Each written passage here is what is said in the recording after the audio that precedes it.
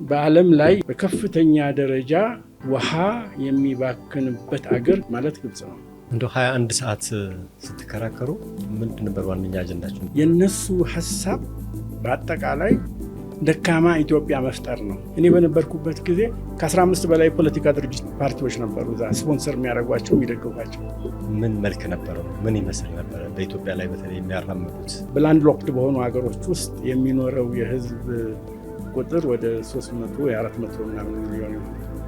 ኦልሞስት እኮ 1/3 ኢትዮጵያ ህዝብ እኮ ነው። በዚህ ደረጃ በእልህ በጉልበት ለመሄድ ጥረት ማድረጋቸው መነሻው ምንድን ነው ይላሉ? ከፍተኛ በዓለም ላይ የከርሰ ምድር ውሃ ያለው ግብጽ ውስጥ ነው።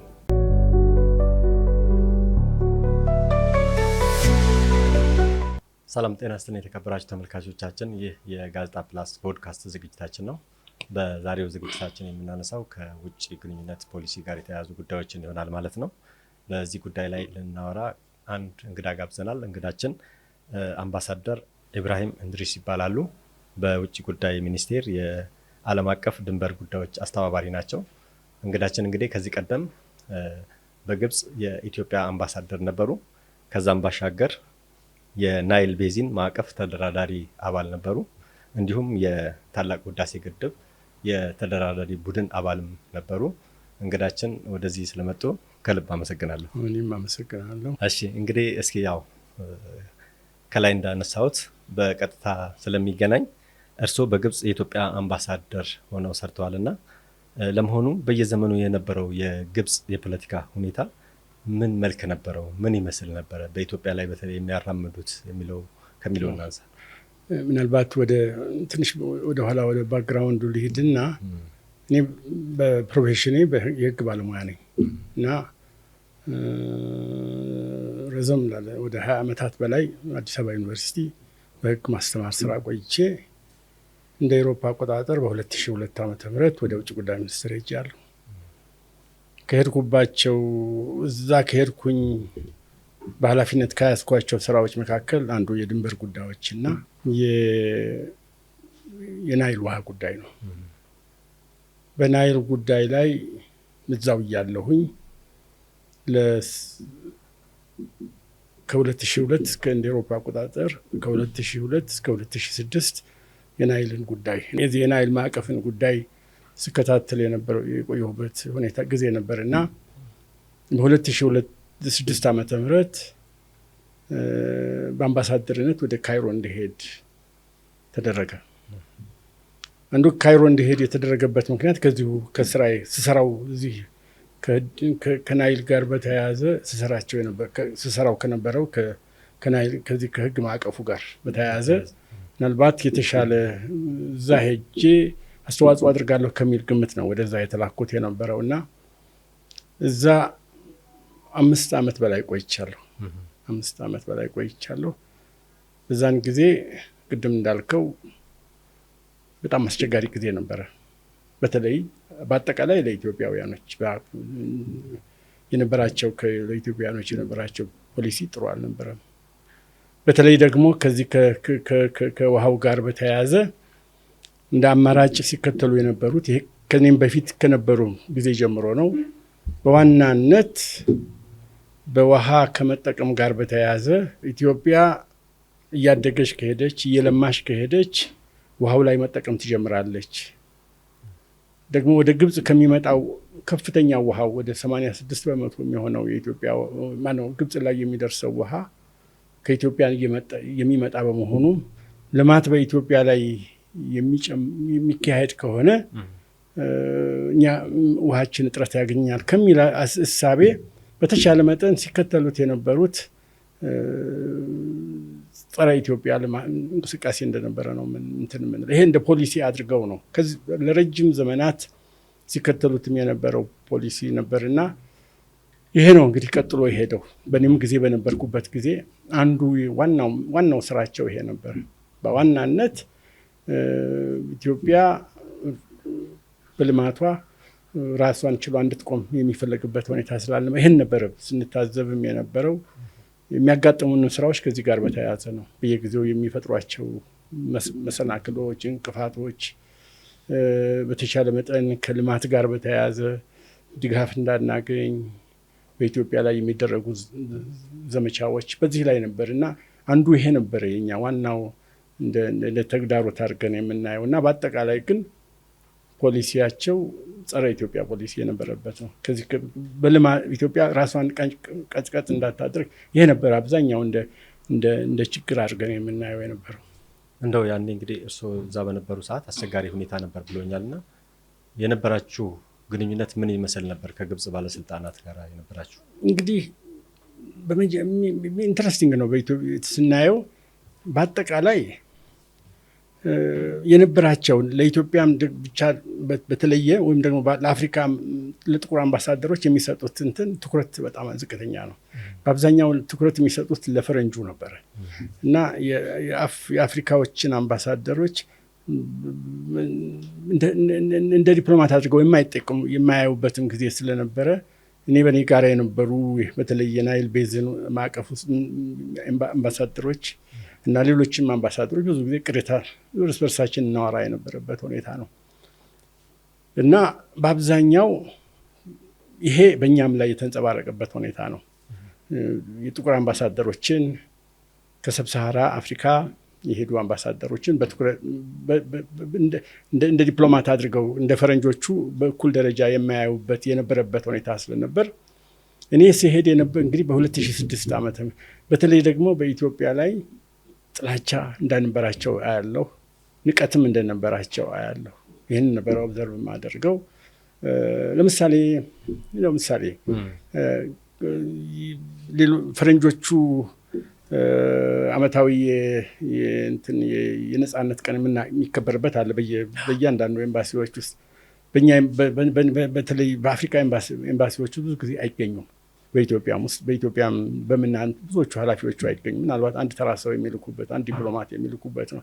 ስለዚህ ይሄ የሚያሳየው ምክንያቱም ካልናቁን ነው ሲንቁን ነው እንደዚህ አይነት ደረጃ ሊደርሱ የሚችሉበት ሁኔታ እና በዚህ ሁኔታ ፍረስትሬቲንግ ነበረ፣ ተስፋ የሚያስቆርጥ ነበረ። መጀመሪያዎቹ ዓመታት ላይ ግን አንድ ኢንሲደንት ተፈጠረ በኢትዮጵያ ውስጥ። በዛን ጊዜ የተከዜ ግድብ ተጀመረ። ምክንያቱም እነሱ እንዲህ አይነት ትላልቅ ፕሮጀክቶች ኢትዮጵያ ትጀምራለች የሚል ግምትም እንደው የላቸውም ነበረ።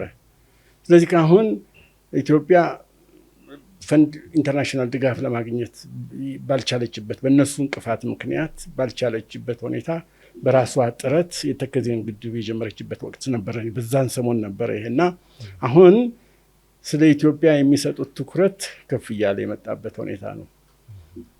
እንደገና የበለስ ጋር በተያያዘ በልማት ላይ በናይል በዚህ በውሃው ላይ በናይል ቤዝን በዚህ በኢትዮጵያ የናይል የአባይ ግድብ አካባቢ ውስጥ አንዳንድ ልማቶች ሲጀመሩ አይናቸውን ቀስ ማድረግና ማለት መክፈትና በኢትዮጵያ ላይ ያላቸው ደግሞ ትኩረት ትንሽ አቴንሽን እየጨመረ እየመጣ ያለበትን ሁኔታ እናያለን እና ይሄ በእኛ ባለን ኤምባሲው ከግብጽ የዲፕሎማቲክ ተቋም ጋር ያለን ግንኙነት ትንሽ ለውጥ እያመጣ እንታይቸዋለሁ። ምክንያቱም የእያንዳንዱ አገር ኤምባሲ በውጭ ሀገር በኢንተርናሽናል መድረክ ላይ የሚያገኘው ቅቡልነት አገር ውስጥ ከሚሰራው የልማት ጥንካሬ ጋር የተያያዘ ነው።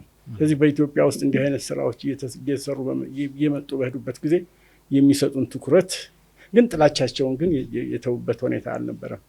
አጠቃላይ ወደዛ በሚሄዱ ኢትዮጵያውያኖች ላይ በእኛ ላይ በሚያሳዩት ላይ ጥላቻቸው እንዳለና እንደውም እየጠነከረ የመጣበት ሁኔታ ነው። ምክንያቱም ከዛን ጊዜ በተለይ ከተከዜና የበለስ በኋላ እየጨመረ ጥላቻቸው እየጨመረ የኢትዮጵያንም አቅም እየገነባችም እነሱ ኢንተርናሽናል ፋይናንስ ተቋሞችን ማስከልከል ቢችሉም በውስጥ አቅም መሰራት የተጀመረበት ስለነበር ለኤምባሲው ትንሽ ከሌሎቹ የአፍሪካ ሀገሮች ኤምባሲዎች ትንሽ ለኢትዮጵያ አምባሳደር እንትን እየሰጡ የነበረበት ነው። ይህ እንግዲህ በሂደት ነው። ከ2006 2007 2008 የነበረበት ጊዜ ነው።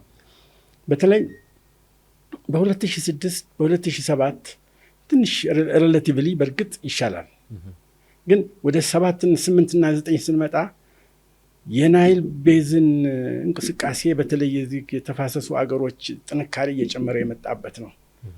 በተለይ በ2009 ዓመተ ምህረት እንደ አውሮፓ አቆጣጠር ኪንሻሳ ላይ የነበረ ስብሰባ ላይ ቀደም ሲል በነበረው ሁኔታ በዚህ በድርድሩ ሂደት ውስጥ ኢትዮጵያ ብቻዋን የቆመችበት ሁኔታ ነበር። 7 ሀገሮች ነበር 9 ሀገሮች ነበር።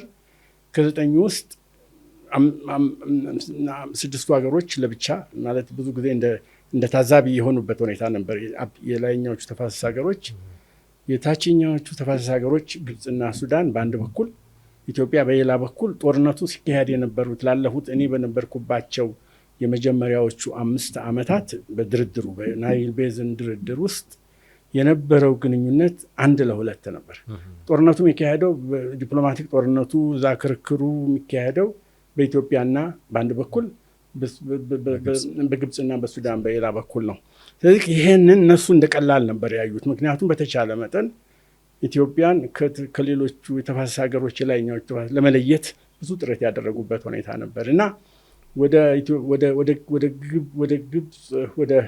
ግብፅ በሚሄድበት ጊዜ ይሄ ሊቀየር የሚችልበትን ሁኔታዎች ላይ አንዳንድ ስራዎች ላይ የስራ ድርሻ በመሆኑ መስራት የሞከርኩበት ሁኔታ ነበር እና እዛ ያሉትን አምባሳደሮች በተለይ የላይኛዎቹን የተፋሰስ አምባሳደሮች ጋር የጋራ የዲፕሎማቲክ መድረክ በመፍጠር ውይይት መጀመር፣ ለምንድን ነው በጋራ አንቆምም የሚል ሀሳብ መለዋወጥ የተጀመረ ጠንካራ የሆነ ዲፕሎማቲክ ግንኙነት የነበረበት ሁኔታ ነበርና ስለዚህ እነሱም በዚያ በኩል በራሳቸው አገር በኩል በእኛም በኩል ደግሞ የምናደርገው የሀሳብ መለዋወጥ ትንሽ በኢትዮጵያ የሚያሳዩት ጥላቻ እየጨመረ የመጣበት ሁኔታ ነው። ስለዚህ ፍራቻ አላቸው፣ ጥላቻ አላቸው፣ ግን እንደ ድሮ በንቀት የሚያዩብን ሁኔታ አልነበረም። አንዱ እሱ ነው እና ይሄ አንዱ ከዚህ ከናይል ጋር በተያያዘ ነው የነበረውም ሁኔታ በተለይ የበለጠ ኢትዮጵያንም አቅጣጫ እያዩ የነበረበት ሁኔታ እና በተለይ ቅድም እንደጠቀስኩት በ2009 በነበረው የኪንሻሳ የናይል ቤዝን ሀገሮች ውሃ ሚኒስትሮች በነበረው ስብሰባ ላይ 7-2 ተሆነ። እነዛ ኒውትራል የነበሩት ገለልተኛ የነበሩ ሀገሮች ለካ የኢትዮጵያ አቋም ትክክል ነው የሚል በኢትዮጵያ በኩል የቆመበት ጊዜ፣ ከዛን ጊዜ ደግሞ እየባሰ እየተበላሸ የመጣበት ነው። በተለይ በኢትዮጵያ ላይ ያለ እንደ ችግር ፈጣሪ ሌሎቹን ሀገሮች ወደ አሳዳሚ ተደርገን የምንታይበት ሁኔታ ስለነበር በተለይ ከ2009 ደግሞ የበለጠ እየተበላሸ የመጣበት ጊዜ ነበር። ማለት በኢትዮጵያ ላይ ያላቸው ጥላቻ እየሰፋ የመጣበት ሁኔታ ነበር። በ2010 የባሰ እየተበላሸ መጣ። በ2010 ላይ 2 ስብሰባዎች ተካሂደዋል ካይሮ ውስጥ በዚህ በናይል ማዕቀፍ ውስጥ። አንዱ በአሌክሳንድሪያ ስብሰባ ነበረ እና ከ6 ወር በኋላ ደግሞ ሸርም ኤል-ሼክ የነበረበት በዚህ ስብሰባ ላይ 7ቱም አገሮች በአንድ ላይ በጠንካራ ግብፅን ወይም ወደ ዲሞክራቲክ ሆነ ፍትሐዊነት ወደሆነ ስርዓት እንሂድ፣ እናንተም እምቢ የምትሉ ከሆነ ግን እኛ የራሳችን ማዕቀፍ እናቋቁማለን የሚል ጥያቄ ስለነበር ለዚህ ደግሞ እንደ ዋና አድማ መሪ ስታይ የነበረው ኢትዮጵያ ነበረችና በተለይ በሻርም ኤል-ሼኩ የመጨረሻው ስብሰባ በነበረው ላይ በጣም ከፍተኛ የሆነ የዲፕሎማቲክ ጦርነት የተካሄደበት ነበርና በዚያን ጊዜ ውስጥ 7ቱ ሀገሮች ከ2ቱ ሀገሮች ተገንጥለው የወጡበትና በአመቱ ነው ኢንቴቤን በ2011 የኢንቴቤን ስምምነት ተገናኝተው ኢንቴቤ ላይ የፈረሙበት እና ያ ወቅት በተለይ የነበረው በጣም ቴንስ ነበረ ክርክሩ እና በዛን ጊዜ የማስታውሰው 21 ሰዓት ሳናቋርጥ ተሰብስበናል። ጠዋት ተገናኘን ወደ 3 ሰዓት ላይ ስብሰባ ተገናኘን። ቀኑን ሙሉ እነሱን ለማሳመን ሲሞክሩ እኛም ለማሳመን ስንሞክር እኛ 7 ነን፣ እነሱ 2 ናቸው። ስለዚህ እዛው ሳንዱች እዛው ምሳ በልተን እንደ ወቅቱ እንደ ድሮ ሄዶ ሌላ ቦታ የሚበላበት ጊዜ አልነበረም። እዛው ምሳችንን በልተን እዛው ደግሞ ራታችንን በልተን እዛው አድረን ጠዋት ላይ በዚሁ ተስማማን። በቃ 6ቱ ሀገሮች አቋም ወሰድን። በአንድ ዓመት ጊዜ ውስጥ ሰጥተናቸዋል ጊዜ ኢንቴቤ ላይ እንገናኝና እንፈራረም የሚል ሚኒስትሮቹ አሉ፣ ተደራዳሪዎችም አሉ። እኔም እንደ አምባሳደርም እንደ ተደራዳሪም ነበር ስሰራ የነበረው፣ አምባሳደርም ነበር፣ ግን ድርድርም ውስጥ አክቲቭሊ ይሳተፍ ነበር። ምክንያቱም ከመነሻውም አንዱ ይሄ የስራ ድርሻዬ ስለነበር ካይሮን በነበርኩበት ጊዜ አንዱ ማሳካትም ኃላፊነት የኤምባሲው ኃላፊነትም ይሄንን ድጋፍ መስጠት ነው ለዚህና ስለነበር 21 ሰዓት ተከራክረን ሳንስማማ በዛ ውስጥ ወደ 2 ሰዓት ነው 1 ሰዓት ላይ ስብሰባው አለቀ። በየሆቴሎቻችን ሄደን እቃችንን ይዘን ወደ አውሮፕላን ወጥተን ወደ የሀገሮቻችን ሄድንበት ወቅት ነው እና ይሄ ሁኔታ ያን ጊዜ ጀምሮ የበለጠ በኢትዮጵያ ላይ ዘመቻው ዲፕሎማት ጥላቻው ግን እየጨመረ የመጣበት ሁኔታ ነው። ምክንያቱም እነዚህ አገሮች ድሮ በተለያዩ ስብስቦች እነሱ በሚስማማ መልክ ተቋም ለማቋቋም ያደረጉ ጥረት ሁሉ ዋጋ እንደሌለው እና አሁን በዚህ ህግ ማዕቀፉ ውስጥ የኢትዮጵያ አቋም ቅድሚያ ያገኘ በሚል ከዛን ጊዜ ጀምሮ የበለጠ ጥላቻው እየጨመረ የመጣበት ሁኔታ ነው ያለው። እንደው 21 ሰዓት ስትከራከሩ ምንድን ነበር ዋነኛ አጀንዳችሁ? እንደው በጥቂቱ አንዱ ምንድን ነው ይሄ ቀድሞ እነሱ የዚህ የኮሎኒያል ስምምነት የሚሉት የውሃ ሴኩሪቲ ዋናው ውሃ ሴኩሪቲ ነው፣ የውሃ ደህንነት ይላሉ። አሁን ያለውን ግብጽ የውሃ ደህንነት ማለት ግብጽ አሁን እየተጠቀመችበት ያለው ውሃ የደህንነቱ አካል አድርጎ ይሄን ይሄ ማለት ምንድነው? በተዘዋዋሪ የ1959 ስምምነት እውቅና ስጡን ነው። ይሄ ነው በቃ ይሄ ነው በዋናነት ሲያጋጨን የነበረው ቻንችን ናት። እነሱ እኛ በስድስቱ አገሮች ደግሞ ያልን የነበረው የውሃ ደህንነት ለሁሉም አገሮች በእኩልነት ነው። የውሃ ደህንነት ለሁሉም አገሮች በእኩልነት፣ እነሱ ደግሞ የውሃ ደህንነት ለሱዳንና ግብጽ። በሌላ አነጋገር እየተጠቀምንበት ያለው ውሃ መነካት የለበት። በሌላ አነጋገር ምን ማለት ነው? የ1959 ለግብጽ የሚሄደው ውሃ ለሱዳን የሚሄደው ውሃ መነካት መከበር አለበት የሚል ነው። ይሄ በጣም ሲሪየስ ነው። እንደውም ከዛ የበለጠም ሌላ ሀሳብም ይዘዋል። አሁንም እየተጠቀምንበት ላለው ውሃ እውቅና ይሰጠን ነው። እነሱ 55 ነው የዛን ጊዜ ነው፣ ከ50 ዓመት በፊት የነበረ ነው 55። የዛን ጊዜ ትክክለኛ የውሃው ምን ያህል እንደሆነ አይታወቅም ነበር። አሁን የዛን ጊዜ ወደ 84 ቢሊዮን ኩቢክ ሜትር ውሃ እንዳለ ነበረ የሚገመት የነበረው። ከዚያ ውስጥ 55.5ቱን ለግብጽ፣ 18.8ቱን ለሱዳን፣ 10 ደግሞ ለትነት ብለው 84 ነበር ካልኩሌት ያደረጉት። ግን አሁን ባለሙያዎች የሚሉት አሁን ባለው ሁኔታ የሚሉት ምንድነው በውሃው በጅረቱ ውስጥ የሚሄደው የውሃ መጠን ከ90 በላይ እስከ 100 በላይ ሊያልፍ የሚችልበት ነው። ስለዚህ ትርፍ ውሃ አለ አሁን እነሱ የሚጠቀሙበት ከዚህ ከ55.5ቱ በላይ። ስለዚህ ያንንም ከረንት ዩዝ ነው የሚለው የጠየቁት ሂስቶሪካልና አሁን ከረንት ዩዝ ከረንት አሁን እየተጠቀሙበት ያለ ከዛ በላይ ነው፣ ከ55 በላይ ነው እየተጠቀሙ ያሉት። ያንንም እውቅና እንድንሰጣቸው ነው። ይሄ ነው በዋናነት ሲያከራክረን የነበረውና ይሄ ሊሆን እንደማይችል በተለይ እንደ ኢትዮጵያ ያሉ ሀገሮች ደግሞ በተለይ ኢትዮጵያ አሁን ይሄ የተባለውን የውሃ ክፍፍሉን እኛ የተሳተፍንበት አካልም ባለመሆናችን እውቅና ልንሰጠውም እንደማይገባ ቀደም ሲልም ስናሳውቃቸው የነበረበት በመሆኑ አሁን አድማ እያስደረገችብን ያለችው ኢትዮጵያ ናት ከሚል በኢትዮጵያ ላይ ያለው ጥላቻ እየጨመረና በተለይ በተለያዩ እንትኖች ላይ ዘመቻ የጀመሩበት ሁኔታ ነው ያለው። እንደው አምባሳደር ግብጾች በተለይ ከኢትዮጵያ ጋር የሚያስተሳስራቸው አባይን የመሰለ ውሃ እያለ በዚህ ደረጃ በእልህ በጉልበት ለመሄድ ጥረት ማድረጋቸው መነሻው ምንድን ነው ይላሉ? እኔ ምናልባት ይሄ በእርግጥ ብዙ ጥናት የሚፈልግ ጉዳይ ነው። ግን እኔ ኦብዘርቭ ያደረግኩት መጀመሪያ ደረጃ ህዝባቸውን በዛ በተጣመመ አመለካከት ቀርጸውታል። ውሃው ያንተ ነው፣ ውሃው የሚመነጨው ምናልባት ከሰሜን ከደቡብ ግብጽ ወይም ደግሞ ከሱዳን ከዛ አካባቢ ነው የሚለውን የተሳሳተ ትርክት ለህዝባቸው ሲቀልቡ የነበረበት ወቅት ስለነበረ፣ በነገራችን ላይ አባይ ወይም ደግሞ ናይል በዋናነት እነሱ እንግዲህ ከቪክቶሪያ የሚል ወደዎች አሉ። ግን በዋናነት ከኢትዮጵያ ተራሮች ነው የሚፈልቀው የሚለው ገኖ የወጣበት ከዚህ ከአሌክሳንድሪያው ስብሰባ በኋላ ነው። ምክንያቱም ሪያሊቲው ተጋፍጦ መጋፈጥ ስላለባቸው ህዝባቸውንም ለማለማመድ ሲሉ ኢትዮጵያን እንትን እየጠቀሱ ያለበት ሁኔታ ነበር እና ይሄ የተሳሳተ አመለካከት ሁሉም ፓርቲዎችን ነው በሁሉንም የሚከተሉትን በውሃ ላይ በፎሬን ፖሊሲያቸው ላይ የተሳሳተ እንዲሆንና በኋላም በዛ በተሳሳተ መንገድ እንዲሄድ የተገደዱበት ሁኔታ ነው ያለው።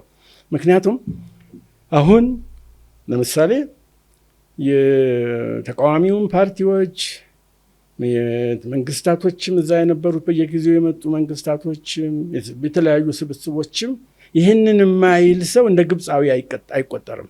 በተለይ እርስ በርሳቸውም የሚጣሉ ዓለም ባይስማሙም በውሃው ጉዳይ ላይ ይህንን ትርክት ነው ይዘው እየሄዱ ያሉት። ስለዚህ ውድድራቸው ማን የተሻለ ፐርፎርም ያደርጋል የሚለው ላይ ነው። ስለዚህ አንዱ ወደ ኋላ ቢል አንዱ ያጋልጠዋል። ስለዚህ አሁን ለምሳሌ ሙርሲ በሚመጣበት ጊዜ ስልጣን እንደያዘ ህገ መንግስት ነው ያዘጋጀው። በዛ ህገ መንግስት ውስጥ ድጋፍ ለማግኘት ወረድ የህዝቡ ያ አይነት አመለካከት ስላለው ያንን ድጋፍ ለማግኘት ሲል በህገ መንግስቱ ውስጥ አካተተው አንቀጽ አባይ ከዚህ የግብፅ መብት ጋር ከግብፅ ህዝብ ጋር የግብፅ ሀብት የሆነ በሚመስል መልኩ አንቀጽ አስገቡ።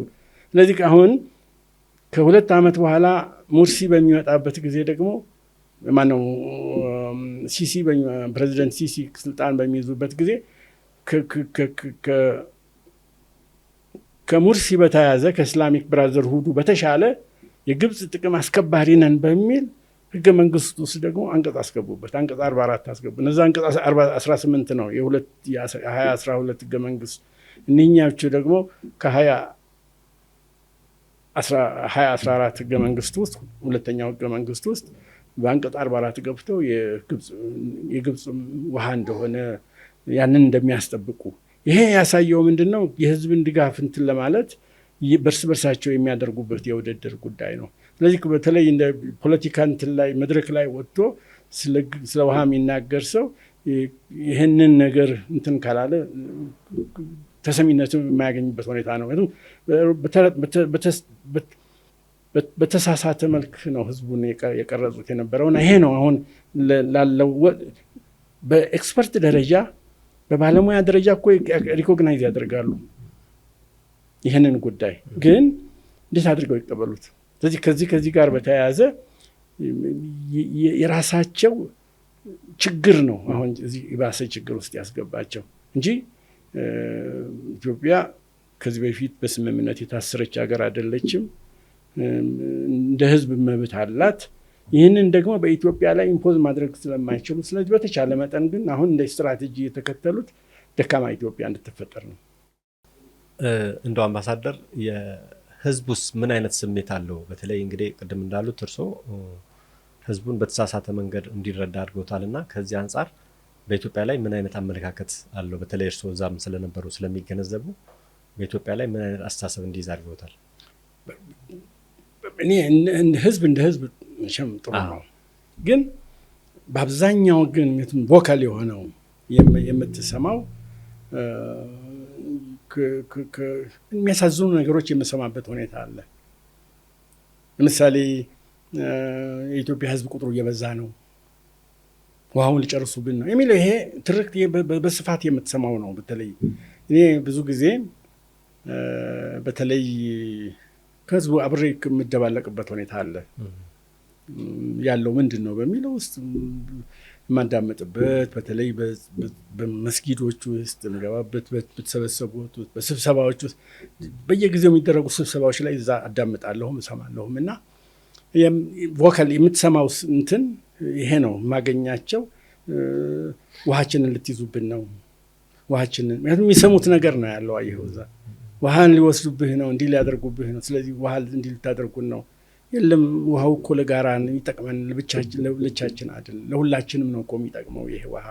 በጋራ ብንሰራ ነው ትላቸዋለህ። ግን እነሱ ኦልሬዲ ግን ይሄ የሚጠይቁ እንዲህ ልታደርጉን ነው፣ እንዲህ ልታደርጉን ነው፣ እንዲህ ልታደርጉን ነው። እና ይሄ ነው በአጠቃላይ ያየሁት። እና በአብዛኛው ግን እነዚህ መድረክ የሚይዙ ሰዎች ግን እና ፖለቲከኞቹ ይሄ መድረክ የሚይዙ ሰዎች የነሱ ሰዎች ግን በተለይ ሚዲያው አደገኛ ነው። ኢትዮጵያ ጸረ ኢትዮጵያ ነው።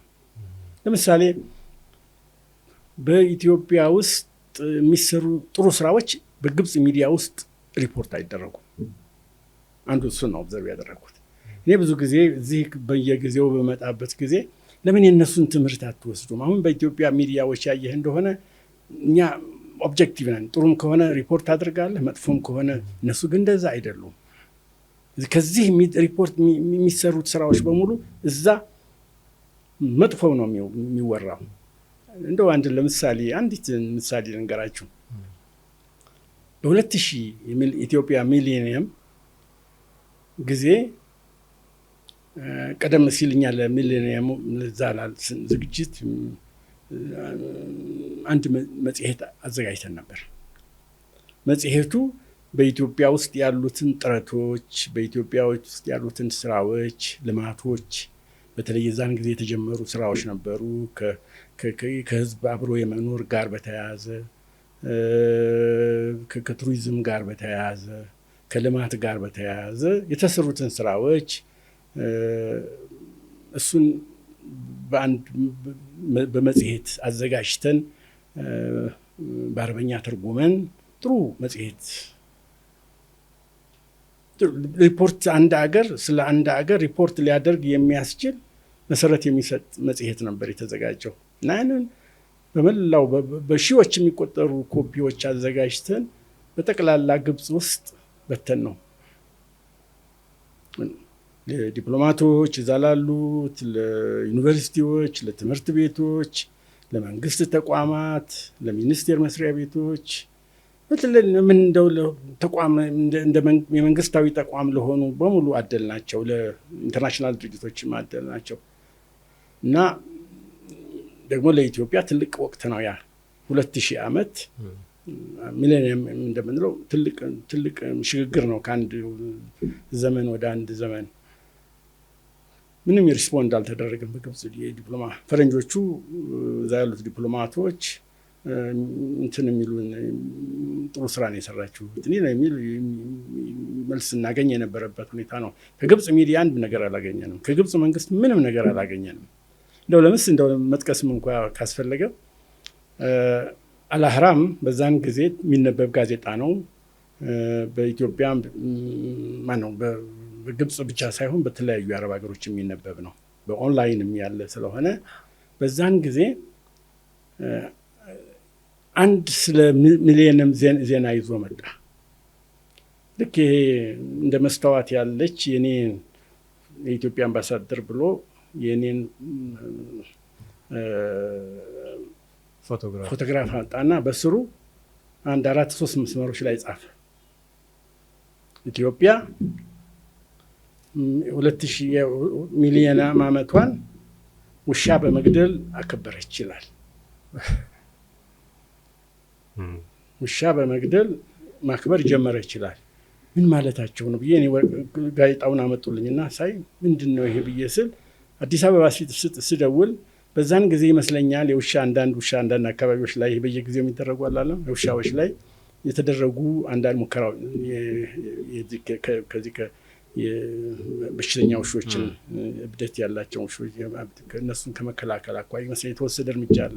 ለካያ ነው በዛ ኮይንሳይድ ስላደረገ ያንኛው ጋዜጠኞቹ ግን ሪፖርት ያደረጉት ይሄ አንዱ ጋዜጣ ብቻ ነው።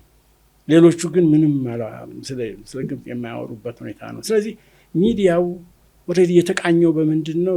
በኢትዮጵያን ጥፋት ላይ፣ ኢትዮጵያን ማኳሰስ ላይ፣ ኢትዮጵያን በዛ ላይ ነው እና ይሄ ነው አንዱ በጣም እንትን የሚል የነበረው እና ዞሮ የምታየው ይሄ ሁኔታ ግን ከውሃው ጋር የተያያዘ ነው። ውሃው ደግሞ አሳልፈን የምንሰጥባቸው ሁኔታዎች አይደሉም። ምክንያቱም ህዝብ አለን፣ እኛም ልማት አለን። ስለዚህ ውሃ ሁላችንም ነው በጋራ መጠቀም ያለብን። እንደው ሌላው ደግሞ ትንሽ ወደኋላ ልመልሱትና እንግዲህ ግብጾች በኢትዮጵያ ውስጥ በተለይ ትንሽ ተቃውሞ አለን የሚሉ አካላትን በማደራጀት በመሰብሰብ በመርዳት የተለያዩ እንቅፋቶችን ለመፍጠር ጥረት ያደረጉባቸው ጊዜያት በርካታ ናቸው። ለዚህ ማሳያ የሚሆነው የኤርትራ መገንጠል ዋነኛው ጥንስስ የግብጽ እንደሆነ በተለያዩ የታሪክ መዛግብቶች ላይ ይገኛልና እንዲህ አይነት ነገሮች መነሻቸው ምንድነው? ኤርትራስ እንደው የግብጽ ስሪት ናት የሚሉ ሰዎች አሉ። ከዚህ ጋር ተያይዞ እዚህ ነው ግብጾቹ አክቲቭ ነበሩ በዛው። ይሄ ታሪክ የመዘገበው ጉዳይ ነው። የነሱ ሐሳብ በአጠቃላይ ደካማ ኢትዮጵያ መፍጠር ነው። ደካማ ኢትዮጵያ ማለት እርስ በርሷ የምትጋጭ፣ ጦርነት ያለበት፣ ሰላም የሌለበት፣ መረጋጋት የሌለበት ኢትዮጵያ ማለት ልማትን ማታለማ ኢትዮጵያ ማለት ነው። ልማትን ማታለማ ኢትዮጵያ ማለት ነው ውሃዋን ማትጠቀም። ልማት ሁልጊዜ በውሃ ነውና አንዱ ይሄ ነው። ከዚህ ከተቃዋሚዎች ጋር በተያያዘ እኛም ባለሁበት ጊዜ በዛን ወቅት ጊዜ ይሄ እንግዲህ በ2000 እኔ የነበርኩት 2006 እስከ 11 ነው፣ 5 ዓመት። በተለይ ግንኙነታችን 2002 2006 2007 2008 ጥሩ ግንኙነት ነበር ማለት ይሄ እንደው እየተባሰ በኋላ ነው ከዚህ ከማዕቀፉ ጋር በተያያዘ። ከዛ በፊት ግን ደህና ነበር እና በዛን ጊዜ እኔ በነበርኩበት ጊዜ ከ15 በላይ የፖለቲካ ድርጅት ፓርቲዎች ነበሩ እዛ ስፖንሰር የሚያደርጓቸው የሚደግፏቸው። እና አንድ የግብጽ ዲፕሎማት የነበረ እዚህ በውጭ ጉዳይ በዚህ በግብጽ ውጭ ጉዳይ ሚኒስቴር የነበረ በአፍሪካ ህብረት ላይ የነበረ በኋላ በጡረታ ያለና የአፍሪካና የግብጽ ወንድማማቹ እንትን ፍሬንድሺፕ ምናምን የሚል ተቋም አላቸው። በዛ ስር ነው እገዛ የሚያደርጉላቸው እና እሱ ሰውዬ ጋር እንገናኝ ነበርና ለምንድን ነው እንዲህ የምታደርጉት? አሁን ግብጽና ኢትዮጵያ በጋራ ለመስራት እየሄድን ያለንበት ሁኔታ ነው ያለው። ለምንድን ነው ይሄንን የምታደርጉት የሚል ሳቀርብልህ እኛ የእናንተን ብቻ ሳይሆን ሌሎችንም ሀገሮች ነፃ አውጪዎች እዛ እኮ እንትን ድጋፍ ያደርጋሉ። እንደውም አንድ ጊዜ ምን አለኝ፣ አንድ ወቅት ጠቅሙናል የሚል ሀሳብ ነው ያመጣው። ስለዚህ ዓላማቸው በተለይ ከኢትዮጵያ ጋር በተያያዘ ልማት ላይ የማታተኩር ኢትዮጵያን መፍጠር ነው የነሱ ልማት። አይኗ ወደ ልማት እንዳታዞር። ስለዚህ የነሱ ችግር መሰረታዊ በተለይ ኢትዮጵያን ከመሰረቱ በችግር ላይ የመጣል ፖሊሲ ስለሆነ ይሄ ነው እንግዲህ እንትናቸው በዚህ ላይ ተመስርቶ ነው አሁን እንትን እያደረጉ ያሉት። ይሄ አሁንም የቀጠለ ነው። ይሄም የቀጠለ ነው አሁንም። እንደው ሌላው ግብጽ እንግዲህ የባህር በር እንድናጣ የነበራቸው ሚና ትልቅ እንደሆነ በብዙ ሰዎች ዘንድ ይነገራል። ያው የኤርትራ መገንጠል በተለይ ያው ቀደም እንዳነሳሁት ቀደም ሲል ጀምሮ ድጋፍ ነበራቸው ከካርታውም ጭምር ጋር በተያያዘ እንዲህ አይነት ነገሮች የነበራቸው አስተዋጽኦ ምንድን ነበር? የባህር በር እንዳይኖረን የግብጾቹ ሚና ምን ያህል ነበር ብሎ መውሰድ ይቻላል? እንግዲህ በግብጾች ከኢትዮጵያ ጋር አራት የውጭ ፖሊሲያቸው በአራት እንትን የሚከፈል ሆኖ ነው ያየሁት። አንዱ ከዚህ ሰሜኑን በተያያዘ፣ ሌላው ከምዕራቡ ጋር በተያያዘ፣ ሌላው ሳውዝ ጋር በተያያዘ፣ ሳውዝ ማለት ከዚህ ከናይል ጋር በተያያዘ፣ ሌላው ምስራቅ ጋር በተያያዘ ነው። ሁለቱ ኢትዮጵያን የሚመለከት ነው። አንደኛው ከዚህ ከሳው ጋር የውሃውን የበላይነት በናይል ላይ ያለውን የበላይነት ማስከበር ነው፣ አንዱ ነው። ስለዚህ ከኢትዮጵያ በዛ ውስጥ ኢምፕሊኬትድ ትሆናለች። በምስራቅ ጋር በተያያዘ ደግሞ ከቀይ ባህር ጋር በተያያዘ ነው። የቀይ ባህርን ጉዳይ ሞሮለስ የግብጽ ውሃ የማድረግ እና በተለይ ከዚህ ጋር ነው ኢትዮጵያን ይላሉ የነሱ ጸሐፊዎቻቸው ሁለት ኢትዮጵያ ጋር በተያያዘ ሁለት ጉዳዮች እንዳላቸውና ይላሉ። አንዱ እንደተሳካላቸው አንደኛውን ግን በሂደት እንዳሉ ይናገራሉ። የኢትዮጵያን የባህር በር የማሳጣት አንዱ የግብጽ ዋና ስትራቴጂ ነበር። ከድሮ ጀምሮ ነው እኮ አሁን አይደለም። ስለዚህ ኢትዮጵያን ከባህር በር ማሳጣት አንድ የግብጽ ስትራቴጂ ነበር። ስለዚህ እነሱ ተሳካልን ይላሉ። ይህንኛው ደግሞ እንረባረብ ይላሉ። ስለዚህ ከነዚህ ሁለቱን ነው እና እንደተባለው በባህር በር ያላት ኢትዮጵያ ማለት ጠንካራ ኢትዮጵያ እኮ ማለት ነው። አቅም ያላት ኢትዮጵያ ማለት ነው። ንግድ ያላት ኢትዮጵያ ማለት ነው። በአካባቢው ኢንፍሉዌንስ ያላት ኢትዮጵያ ማለት ነው እኮ። ያውቃል ይሄን። ስለዚህ ይሄ አንዱን አድርገናል ይላሉ። ከኤርትራ ጋር በተያያዘ አንዱ ያደረጉት አሻጥር ይሄ ነው ማለት ነው። በወዲህኛው በኩል ያለው ነው። አሁን ይህንኛው ላይ ድል ተደረጉ ማለት ይቻላል። ምክንያቱም የህዳሴ ግድብ ለኢትዮጵያ ትልቅ ድል ነው። አሁን እኛ እንደ ግድብ ብቻ ማየት የለብንም። እንደ የሀገራችንን የወደፊት አቅጣጫ የሚወስን ተቋም ነው ይሄ ተቋም። ስለዚህ የዚህ ድርጅት እውን መሆን ማለት ለሌሎቹ ለምንሰራቸው ስራዎች እንደ አርአያ ነው የሚሆነን ማለት ነው። ጀምረን እንደምንጨርስ የፈለግነውን ማግኘት እንደምንችል ይህንን ሁሉ ስለሚያደርግ ስለዚህ ይህንኛውን ለማደናቀፍ እየሄዱ ያሉበት ሁኔታ ያ ተሳክቶልናል የሚል ሁኔታ ነው። አሁን ወደዛ የመመለሱ ኢትዮጵያ እንደምታገኝ እንደምትችልም ደግሞ እየተገነዘቡ ያሉበት ስለሆነ ከዚህ ጋር በተያያዘ ነው። ስለዚህ ከኢትዮጵያ ጋር በተያያዘ እነዚህ ሁለት ፖሊሲዎች ናቸው። አብዛኛዎቹን የግብፅ መጽሐፎች ስታይ እነዚህ ነው ሁለቱን ነው የሚጠቅሰው። እንደው ግን የኢትዮጵያን የባህር በር ጥያቄ ማዳፈን ይቻላል? አይቻልም፣ በጭራሽ አይችሉም። ምክንያቱም አንደኛ አሁን ብዙ ጊዜ የግብፅ አብደላቲ የሚሉት የግብፅ የውሃና የውጭ ጉዳይ ሚኒስቴር ብዙ ጊዜ አንፈቅድላትም። ማንን ፈቃጅ ያደረገው ነው ራሱ? ይሄ እኮ ቀይ ባህር እኮ ኢንተርናሽናል ውሃ ነው። ቀይ ባህር ምሳሌ ከወዲህ ከሁለቱ ዳርና ዳር ብናይ መስመር ብታሰምር ምናልባት 200-180 ምናምን ኪሎ ሜትር ሊሆን ይችላል። እያንዳንዱ አገር እስከ 12 ኒውቲካል ማይልስ ወይም 19 ወይም 20 ኪሎ ሜትር ብቻ ነው የኔ ብሎ የሚለው ከዚህ ከድንበሩ ማለት ነው። ያኛው ደግሞ ወዳ በኩል ያለው ሀገር ደግሞ የተወሰነ 20 ኪሎ ሜትር ያህል ነው ወይም 12 ኒውቲካል ማይል ነው። ያኛው እኮ ኢንተርናሽናል ውሃ ነው፣ የዓለም ሕዝብ ውሃ ነው ያ ውሃ።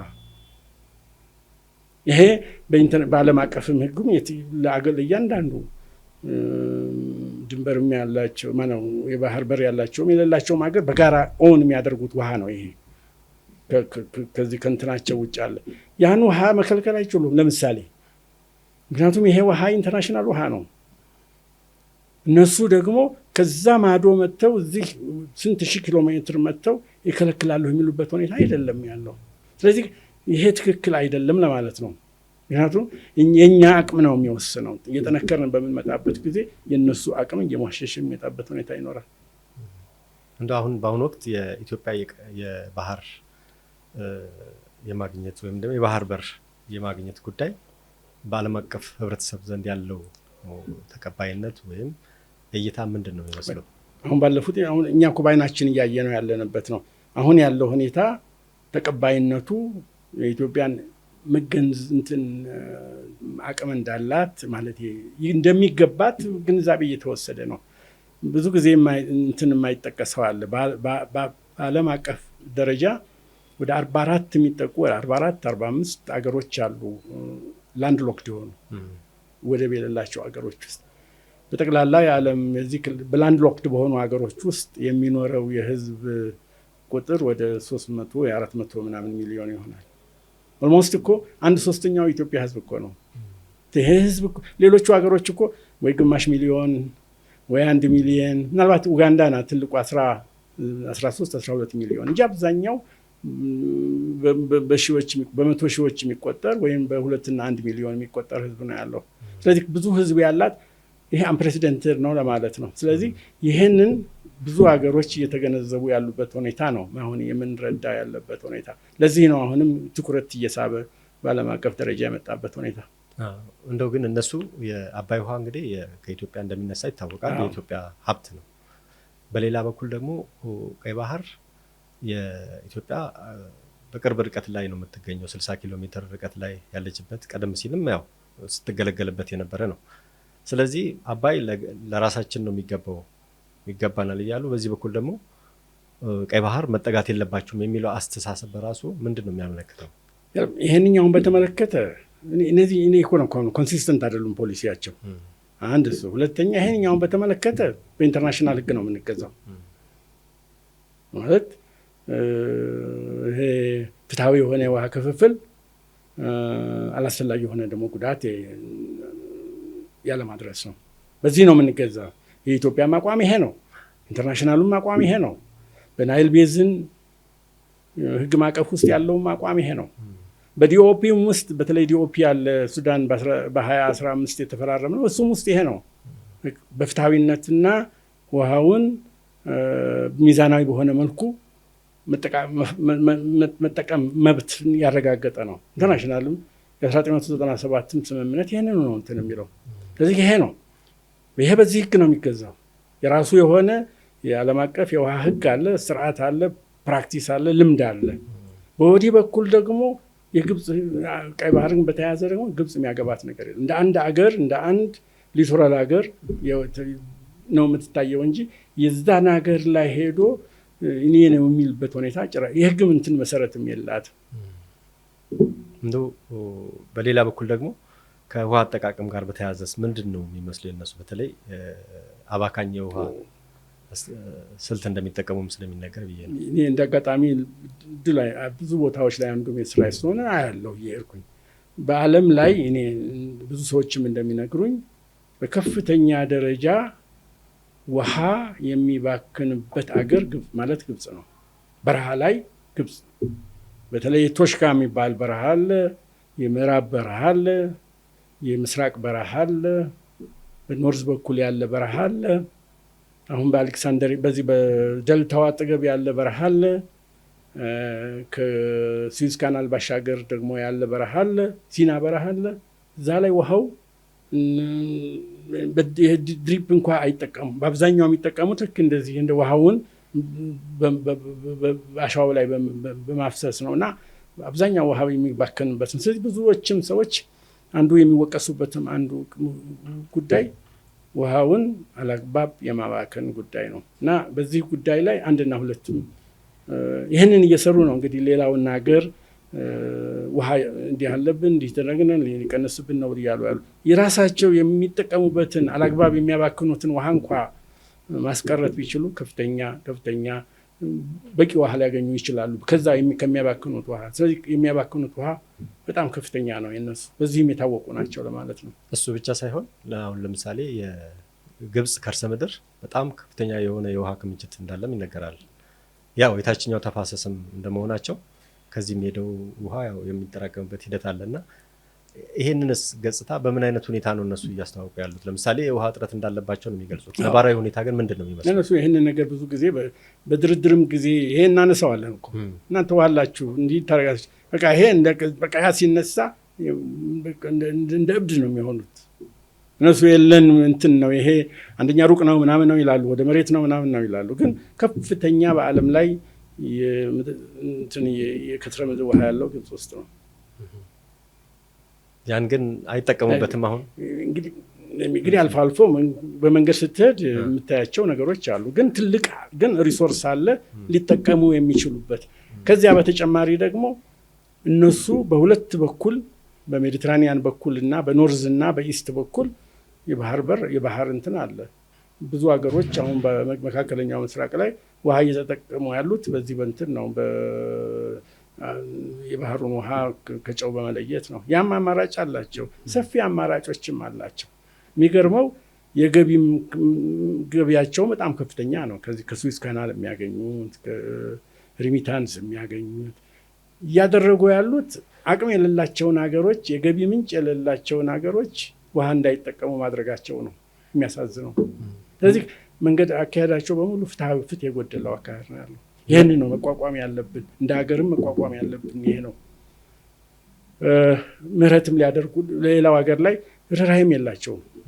በሌሎችም አረብ በሚሏቸው ሀገሮች ላይ እንኳ ራሳ ወዳዶች ናቸው እና ይሄ ነው እያንዳንዱ በተለይ የናይል ተፋሰስ ሀገሮች ግንዛቤ ወስደው ጥቅማቸውን ማስከበር ያለ በእኩልነት ደረጃ እስካልሆነ ድረስ የነሱን የውሃ የበላይነት በዛ ስር መውደቅ አደጋው የከፋ ነው። ስለዚህ ይህን ነው መቋቋም የሚኖርብን፣ እንደ አገር መቋቋም ያለብን ማለት ነው። እነሱ አሁን ለምን ተግባር ነው የሚያውሉት ከዚህ የሚሄደውን ውሃ? አሁን ኢትዮጵያ እንግዲህ ለኃይል አመንጭቶ እንዲሄድ ነው ስትገድብ የነበረውና እነሱ ግን ለምን አገልግሎት ነው? እነሱ በከፍተኛ ደረጃ ውሃ ኮንሱም የሚያደርጉ ውሃ የሚያባክኑ የሚበሉ እንትኖችን ነው እንትን የሚሉት። ሸንኮራ አገዳ ያመርታሉ በስፋት፣ ሩዝ ያመርታሉ። እነዚህ በከፍተኛ ደረጃ ውሃ የሚወስዱ እንትኖች ናቸው። አውሮፓ እኮ አውሮፓንና ሳውዲ አረቢያን መካከለኛውን ምስራቅ በቲማቲምና በድንች እኮ የቻሉት እነሱ ናቸው። በስፋት ነው የሚያመርቱት። በከፍተኛ ደረጃ ነው እያመረቱ ያሉት። ስለዚህ ያውም ደግሞ ኢኮኖሚክ በሆነ መልኩ ቢጠቀሙበት ለብዙ ይጠቅማል። ግን እነሱ በዛ አባካኝ በሆነው መንገዳቸው ውሃም የሚወስዱ ዘሮችን ነው፣ ተክሎችን ነው፣ ምርቶችን ነው የሚያመርቱት። ስለዚህ በከፍተኛ ደረጃ ውሃ የሚባክንበት ሀገር ነው። ይሄ በአይኔ ያየሁት ነው፣ ተዘዋውሬ ያየሁት ሁኔታ ነው። በሌላ በኩል ደግሞ በተለይ በድርድር ወቅት ከምዕራባውያን እና አሜሪካን ጨምሮ ምን አይነት ቅሬታ በሚያቀርቡበት ወቅት ምን አይነት ሀሳቦችን ነው የሚያነሱት? እነሱ በተለይ ሁለቱ በሚደራደሩበት ወቅት እውነታው ይታወቃል። ኢትዮጵያ ለኃይል ምንጭነት እንደምትጠቀም የታላቁ ህዳሴ ግድብን ይታወቃል። በሌላ በኩል ደግሞ እነሱን ብዙም ጉዳት የሚያስከትል እንዳልሆነ ይታወቃል። ግን ምን አይነት ሀሳቦችን ነው እነሱ የሚያንጸባርቁት? እነሱ በዋናነት የህዳሴ ግድብን እንደ ሆስቴጅ ነው የሚይዙት። ምክንያቱም የህዳሴ ግድብ እኮ እውቅና ሰጥተዋል። 2012 ዓመተ ምህረት የኢንተርናሽናል ፓነል ኦፍ ኤክስፐርት እንዲቋቋምና ጥናት እንዲጠና ስምምነት ሲደረግ እኮ the dam is under construction ነው፣ ግድቡ ሪያሊቲ ነው ብለው ነው እኮ የተነሱት። ይህን ተቀብለውታል። ሁለተኛ በ2015 ዓመተ ምህረት ካርቱም ላይ በማርች 23 የዲኦፒ ሶስቱ ሀገሮች ሲፈራረሙ የእንትኑን የህዳሴውን ግድብ ሪያሊቲ እኮ ተቀብለውታል፣ እውነታ ተቀብለውታል። ስለዚህ በዛ ላይ እንትን ሊሆን አይችልም። ግን በሚፈልጉት መልክ ወደ መጨረሻ ላይ ሊሄድ ባለመቻሉ፣ ምክንያቱም ዓላማቸው የነሱ ምንድን ነው? ልማታችንን ካለነሱ ፈቃድ እንዳንጠቀም። እነሱ እየፈለጉ ያሉት ምንድን ነው? ኢትዮጵያ ውስጥ የሚደረግ ማንኛውም ልማት ሁልጊዜ ከካይሮ ፈቃድ እንድናገኝ ነው የሚፈልጉት። ይህን ልማት ነው አስፈቅደ ትንሽ ፕሮጀክት ከሆነ እንዲሉ ነው የሚፈልጉት። አንዱ እሱ ነው። ኢትዮጵያ የምታደርገው እንቅስቃሴ አለ። ሁለተኛ የኢትዮጵያ እንቅስቃሴ የላይኛዎቹን የተፋሰስ ሀገሮች አርአያ ይሆናል ብለው ይሰጋሉ። ይሄ ነው። እነዛም ደግሞ በእርግጥ አሁን የሚቀጥሉት አሁን ኬንያዎችም የጀመሩት አንዳንድ ፕሮጀክቶች አሉ እና ይሄ የሚቀጥል ነገር ነው። ምክንያቱም እስካሁን ድረስ ባለማወቅ ነው ወይም አቅም በማጣት ነው። አሁን ግን አገር እያወቀ ህዝቡ እየተገነዘበ ልማት አስፈላጊ እየሆነ ሲመጣ እነዚህን ስራዎች ወደ ልማት መግባታቸው አይችልም። ስለዚህ ይሄንን ለማደናቀፍ ነው እንግዲህ ኢትዮጵያን አንዱ በኢትዮጵያ ላይ ጫና እንዲፈጠር የሚፈልጉት። ስለዚህ ብዙ ጊዜ ለፈረንጆቹ የሚያቀርቡት ምንድን ነው? ኢትዮጵያ ይህን ያህል ውሃ የተጠቀመች እንደሆነ ይህን ያህል ገበሬ ከእርሻ ይወጣል፣ ስራ ይፈታል። ስለዚህ ግብፅ ላይ ምሳሌ የተወሰነ መሬት ይህን ያህል ውሃ ከተጠቀመ ይህን ያህል መሬት ውሃ አያገኝም። ስለዚህ 1 ሚሊዮን 2 ሚሊዮን ገበሬዎች ይፈናቀላሉ። እነዚህ ገበሬዎች ደግሞ ያላቸው አማራጭ አውሮፓ ይመጣሉ፣ እናንተን ጎርፍ ነው የምትገቡት። ይህን ነው እኮ የሚያሰራሯቸው። ስለዚህ ይሄ ፈረንጆቹ ካለፈውም ልምድ ብዙ ስደተኞች ነው የተሻገሩ እየሄደ ያለበት ሁኔታ ነው። አሁን ደግሞ የግብፅ ከመጣ ችግር ውስጥ እንገባለን ብለው እንደዛ አይነት ያስፈራሯቸዋል። ያ ነው እንግዲህ አንዱ እንትን የሚሉት። ስቲል ያም ቢሆን ግን እነሱም እውቀት አላቸው ፈረንጆቹ። ኢትዮጵያ ያለችውም ሁኔታ በእነሱም ዘንድ የሚታወቅ ሁኔታ ነው እና አንድ ጊዜ ምናልባት እዚህ ላይ የ2016 ግድም ይመስለኛል አዲስ አበባ ውስጥ የአውሮፓ ሀገሮች አምባሳደሮች አሉ እና ኮሚቴ ማህበር አላቸው፣ በዲን የሚመራ ማህበር አላቸው። በዛን ወቅት ወደ 16 የሚሆኑ አምባሳደሮች ተሰብስበው መግለጫ እስቲ ስጥልን፣ የዛን ጊዜ የዚህ ድርድር እያደረግን የነበረበት ከህዳሴ ግድብ ጋራ ድርድር እየተደረገ የነበረበት ጊዜ ስለነበር ጥያቄዎች የሚጠይቋቸው ጥያቄዎች በየጊዜው በኢትዮጵያ በኩል ተቀባይነት ሊያገኙ የሚችሉ ጥያቄዎች አይደሉም። ሁልጊዜ ኮምፕሮማይዝ ማድረግ የማንችልበት ላይ ጠንከር እንላለን ኦብቪየስሊ በምንልበት ጊዜ ከጥቅማችን አኳያ። ስለዚህ ምን ለማድረግ ተሞከረ? እኛን ፍላጎታቸውን በእኛ ላይ መጫን ስብሰባውን አቋረጡት። በእነሱ ምክንያት ነው የተቋረጠው ስብሰባው። 7 ወር ያህል ተቋረጠ ስብሰባው። ያን ጊዜ ካይሮ፣ አዲስ አበባ ላይ፣ ካርቱም ላይ የሚደረጉ ስብሰባዎች ነበሩ እና ስለዚህ በዛ 7 ወር ውስጥ ግን ከፍተኛ የዲፕሎማሲ ዘመቻ ኢንተርናሽናል ዘመቻ አድርገው ነበር። አውሮፓ ሄደው፣ የተባበሩት መንግስታት፣ ኤዥያ ውስጥ ሄደው፣ በአፍሪካ ውስጥ ዴሊጌሽን ልከው እና አውሮፓ ሄደው እያንዳንዱን ሀገር መሪ እያንዳንዱን ሀገር የውጭ ጉዳይ ሚኒስቴር ተቋም ኢንስቲትዩሽኖችን አነጋግረው ነበር እና ያንን ነው ተከትለው ነው እንግዲህ እዚህ አውሮፓ አምባሳደሮች አዲስ አበባ ውስጥ የነበሩት የግብጾቹ በየሀገሮቻችን እየመጡ ዘመቻ እያደረጉ ፍላጎታችን እንደሚፈልጉ ሰምተናል። የኢትዮጵያን ደግሞ በበለጠ ከአዲስ አበባ ማወቅ እንሞክራለን ተብሎ እኔ ሄድኩኝ ለማስረዳት። ስብሰባው የተካሄደው በስፔን 6 ኪሎ በላይ የስፔን ኤምባሲ አለ። እዛ ላይ ነው ስብሰባው የተካሄደው እና እዛ ስብሰባ ላይ 16 ሀገሮች አምባሳደሮች አሉ። በኋላ የኢትዮጵያን አቋም ንገረን አሉ። የኢትዮጵያ አቋም እኛ ፍትሐዊ አቋም ነው። ውሃው ኢትዮጵያ ይህን ያህል ኮንትሪቢዩት ታደርጋለች፣ አልተጠቀምንበትም። ህዝባችን በጨለማ ውስጥ ነው ያለው።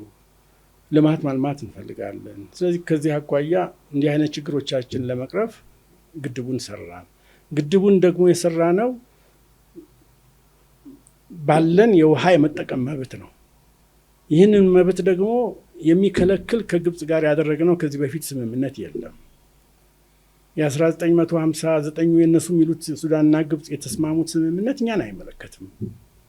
ቀደም ሲል እንግሊዝና በላይኛዎቹን የእንትን ሀገሮች የቅኝ ግዛቷንና ከግብጽ ጋር ያደረገችው የ1929 ስምምነት ኢትዮጵያን አይመለከትም። እኛ የዛ ውስጥ የለንበትም። ስለዚህ እኛ ውሃ መብት አለን።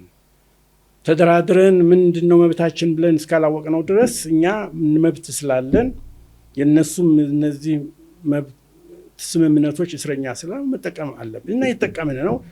ግድቡም ደግሞ የዛ መብታችን መግለጫ ነው የሚል ሀሳብ አስረዳኋቸው። ስለዚህ እኛ የምንለው በዓለም አቀፍ ሕግ መሰረት ፍትሐዊ በሆነ መልክ መጠቀም ነው የምንፈልገው። ስለዚህ ኢንተርናሽናል ሕግን እኛ እያከበርን ነው የሚል ሀሳብ ሰጠኋቸውና ይህን ካልኩ በኋላ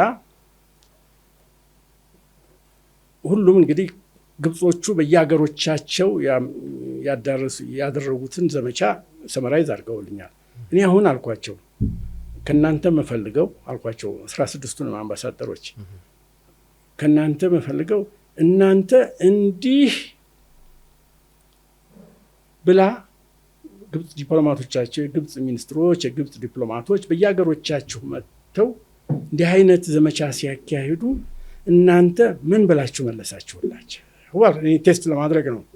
ሁሉም የሰጡኝ መልስ አንድ ነው። ኢትዮጵያ እና ጠየቅኩት አንዱን የአሜሪካኑን አምባሳደር፣ የእንግሊዙን አምባሳደር፣ የስፔን በሙሉ ዙሪያውን በሙሉ ማወቅ እፈልጋለሁ። እናንተ እኔን አውቃችኋል፣ እናንተ ደግሞ እኔ እናንተ ልወቅ አልኳቸው። ሁሉም የሰጡኝ መልስ የሁሉም ተመሳሳይ ነው። ምንድን ነው ያሉት? ኢትዮጵያን የሚያስገድዳት ስምምነት ከዚህ በፊት ያላደረጋችሁ እንድናግዛችሁ ከፈለገ ስምምነት ቢኖር ስምምነት አክብሩ እንላለን። ግን ስምምነት የለም፣ ያደረጋችሁት ስምምነት የለም። ስለዚህ እኛ ልናደርግ የምንችለው ከነሱ ጋር ተግባብታችሁ ኔጎሽየት አድርጋችሁ ስምምነት ተስማምታችሁ በስምምነቱ መሰረት ያንን ስምምነት እናስፈጽምላችኋለን። ይህን ነው ያልናቸው አሉ። እንግዲህ ከዛን ጊዜ ጀምሮ ይሄ አስገዳጅ ስምምነት የሚለውን ስምምነት ይዘው የመጡበት ሁኔታ ነው። አስገዳጅ ስምምነት የሚለው ስምምነት የቅልቦና አይደለም፣ ወጥመድ ውስጥ ሊያስገቡ ነው። ስለዚህ ነው በእኛም በኢትዮጵያ በኩል የተነቃበት ሁኔታ ነው። ስምምነት መጀመሪያ የሚያስፈልገው በአገሮች መካከል ስምምነት ተደራድረው ኔጎሽየት አድርገው መብቴ ተከብሯል ብሎ በሚልበት ጊዜ ነው አንድ ሀገር ስምምነት የሚገባው። እነሱ ግን እንደዛ አይደለም። በግብጽ በኩል ስምምነት የሚሉት የግብጽን የመደራደሪያ ሀሳብ ተቀብለህ እንፈራረም ነው። ይሄ ደግሞ ሊሆን የሚችል አይደለም። እነሱ የሚፈልጉት የቀድሞቹን ስምምነቶች እውቅና እንድንሰጥ ነው። ይሄ ደግሞ ሊሆን የሚችልበት ሁኔታ አይደለም።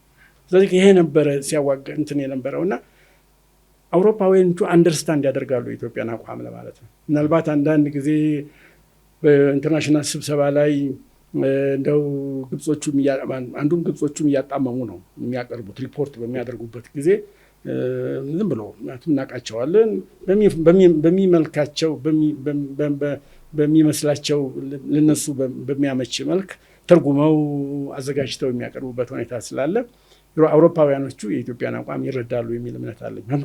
እኔ ከአምባሳደሮቹ ነው በአፋቸው የሰማሁትና ይሄ ነው የአቋማቸው። ግን ያስፈራሯቸዋል። እንዲህ ነው፣ እንደዚህ ነው፣ እንደዚህ ነው፣ እንደዚህ ነው፣ እንደዚህ ነው ሲሏቸው ስለዚህ በቃ ያውም በአፍ ነው እንጂ በእውነት ግን የኢትዮጵያን ፍትሐዊ አቋም ግን የሚረዱ ነው የሚመስለኝ። ያንንም ደግሞ እኛ ማስከበርም አለብን። ጥቅማችንን ማስከበር ያለብን እኛ ነን። ከዚህ አኳያ ይሄ ነው ለዚህ ነው እስካሁንም በነበረው ሂደት ውስጥ ጥቅማችንን ለማስከበር እውነትን ይዘን ነው እየሄድን ያለ ነው። ዓለም አቀፍንም ሕግ መሰረት አድርገን እየሄድን ያለ ነው።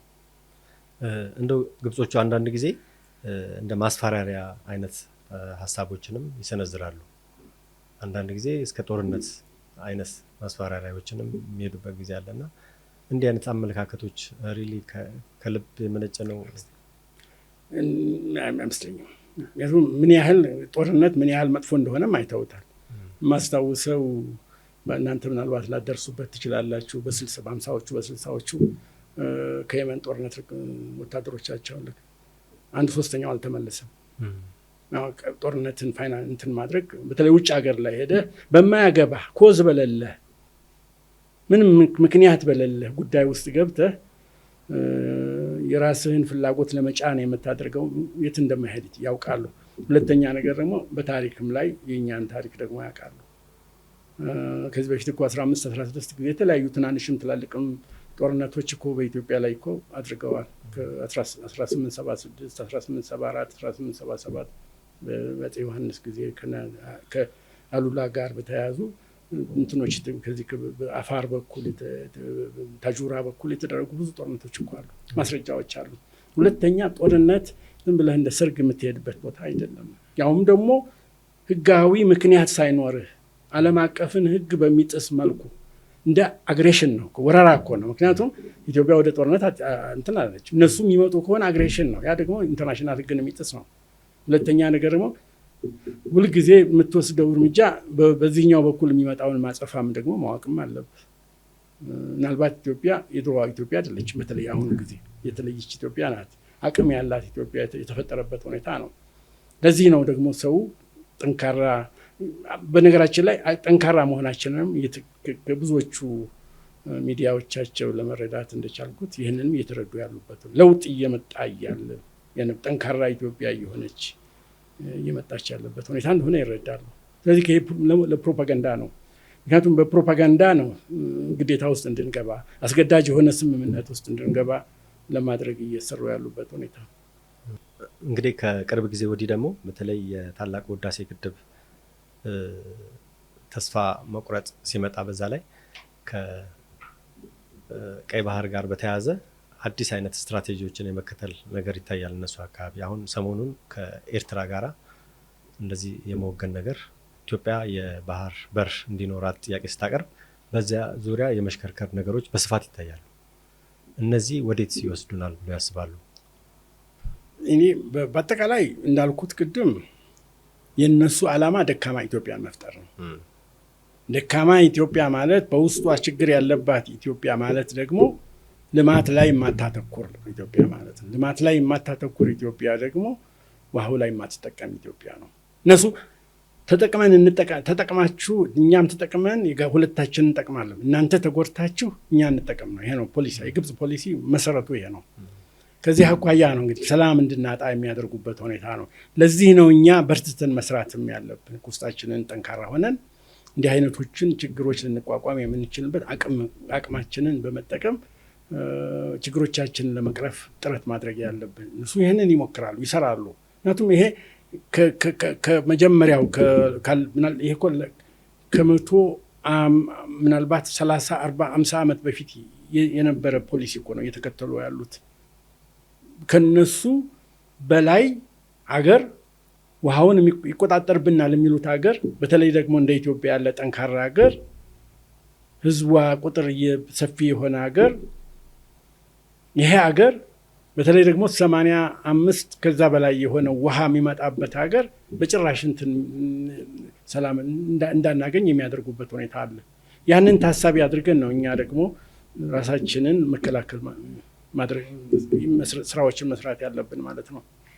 እንደው በተለይ አሁን ከቀይ ባህር ጋር በተያያዘ በጣም ብዙ አገራት ከአውሮፓ፣ ከአሜሪካ፣ ከተለያዩ የአረብ ሀገራት ጭምር መጥተው እዛ አካባቢ የሰፈሩበት ሁኔታ እንዳለ ያው የሚታወቅ ነው። በአንጻሩ ኢትዮጵያ እዚሁ በቅርብ ርቀት ላይ ሆና ይሄን እድል የተነፈገችበት ሂደት አለና ይሄ በዓለም አቀፍ ማህበረሰብ ዘንድ በተባበሩት መንግስታት ጭምር ሊሆን ይችላል እና እንዲህ አይነት ክልከላዎች ሲደረጉ በህጋዊ አግባብስ ሄዶ ይህን ጥያቄ ማቅረብ አይቻልም ወይ? እንደዚህ አይነት ነገር ይሄ ነው አንዱ መስራት ያለብን። ይሄ ነው አንዱ ይሄ ስራ መስራቶች ያሉብን ይሄ ነው። ምክንያቱም አንፌር ነው የምናውቀው እኮ ነው። ኢትዮጵያ ባህር በር ሊኖራት ይገባል፣ መጠቀም ይገባታል። እና በዚህ ጋር መሰራት ያለበትን ስራዎች ይህን ደግሞ ጠንክረን መስራት መቻል አለብን። ስለዚህ ኢንተርናሽናል ኮሚኒቲው አንደርስታንድም ያደርጋል። ለእነሱም እኮ አገሮች ነው ለአካባቢውም እኮ አገር ይሄ የተረጋጋ አገር ሲሆን ነው በዙሪያ ያሉ አገሮች የተረጋጉ ሊሆኑ የሚችሉት።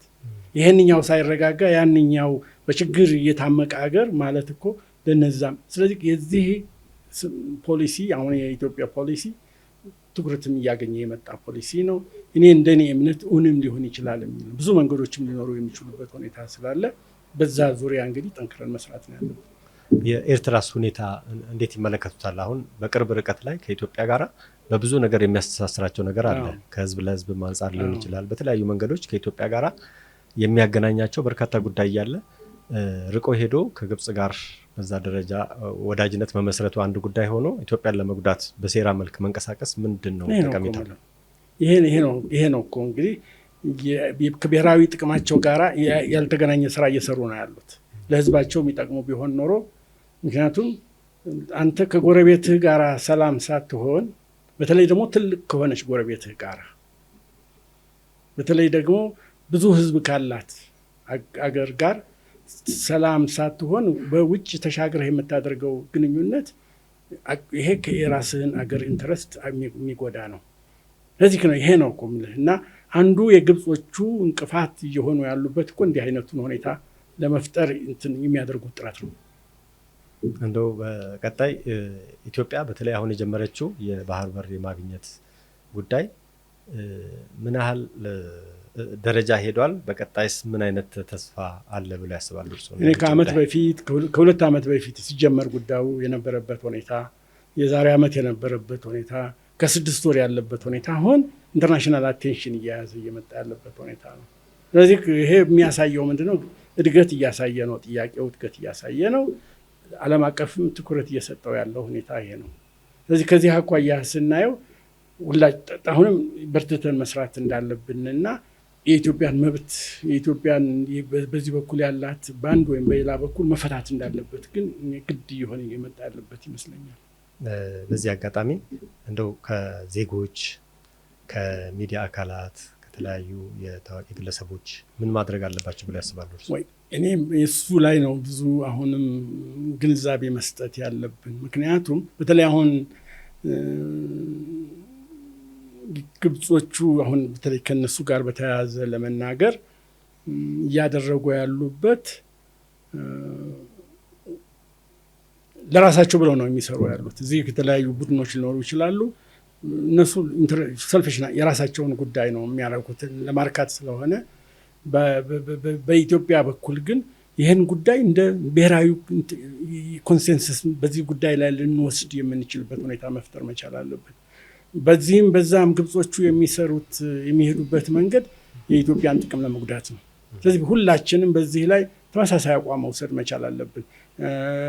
አንድ ጊዜ ካስገቡ በኋላ ለሌላውም አይጠቅሙትም፣ ለሁላችንም አይጠቅም። ምክንያቱም እነሱ የናሽናል እንትን አላቸው እና በዚህ ጉዳይ ላይ እኔ ህዝቡ ጠንካራ አቋም መውሰድ መቻል አለበት።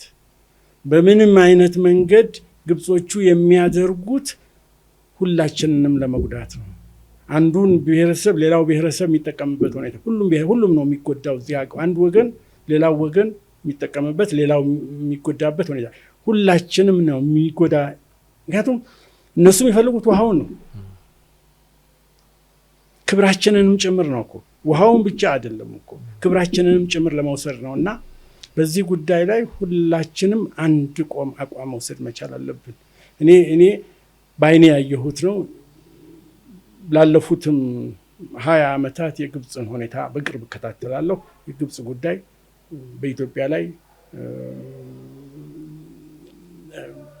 በድህነት እንድንኖር፣ ተሰባብረን እንድንኖር፣ ተበታትነን እንድንኖር ይሄ ነው የነሱ ፖሊሲ እና በዚህ በኩል ማንኛውም ኢትዮጵያዊ ነው አንድ ላይ መቆም እንዳለበትና በጋራ መቆም እንዳለብን ማን ጠላታችን እንደሆነ በተለይ ግብፅ ላይ ትኩረት ሰጥተን እዚህ ያለውን አንድነታችንን ማጠናከር እንዳለብን ነው የሚታየኝ።